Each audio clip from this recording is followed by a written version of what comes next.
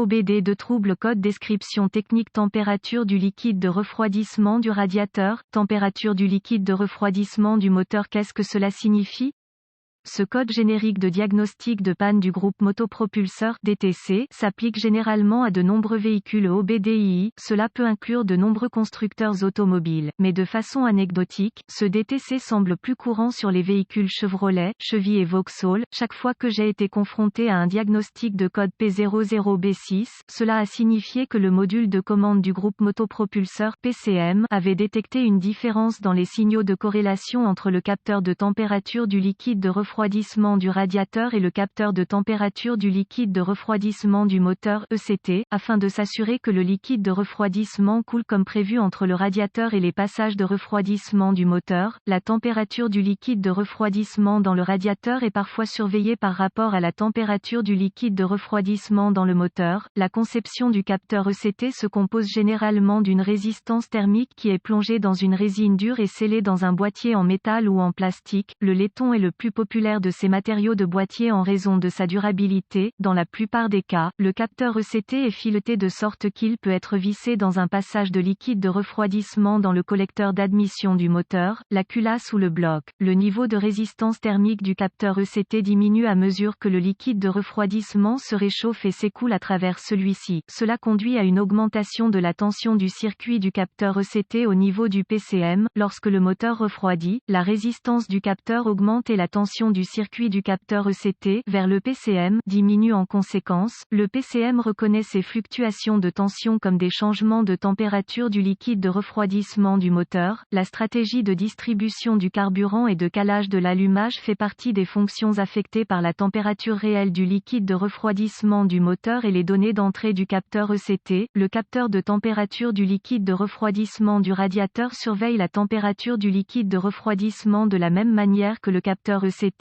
Il est généralement inséré dans l'un des réservoirs de radiateur mais peut également être installé dans un réservoir de liquide de refroidissement sous pression. Si le PCM détecte des signaux de tension provenant du capteur ECT et du capteur de température du liquide de refroidissement du radiateur qui diffèrent l'un de l'autre de plus que le paramètre maximum autorisé, un code P00B6 sera enregistré et un voyant de dysfonctionnement 1000 peut être allumé. Plusieurs cycles d'entraînement avec une panne peuvent être nécessaires pour l'éclairage 1000. Un exemple de capteur de température de liquide de refroidissement de radiateur. Quelle est la gravité de ce DTC?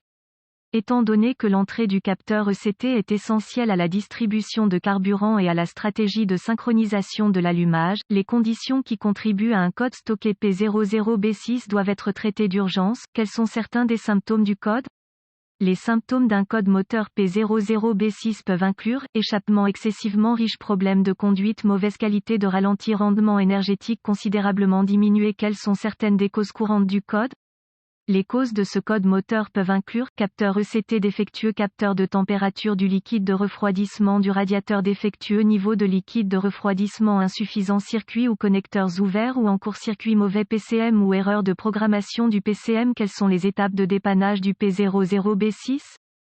Un effort doit être fait pour s'assurer que le moteur est plein de liquide de refroidissement et ne surchauffe pas avant d'essayer de diagnostiquer les codes liés au capteur ECT stocké. Avant de continuer, le moteur doit être plein du liquide de refroidissement approprié et ne pas surchauffer en aucune circonstance. Une source d'information fiable sur le véhicule, un scanner de diagnostic, un voltomètre numérique DVOM et un thermomètre infrarouge avec un pointeur laser seront nécessaires pour diagnostiquer un code P00B6. Une inspection visuelle du câblage et des connecteurs du système de capteur de température du liquide de refroidissement du radiateur et du capteur ECT devrait être votre prochaine étape si le moteur ne surchauffe pas. Préparez-vous à récupérer tous les codes stockés et à figer les données de trame en connectant le scanner au port de diagnostic du véhicule.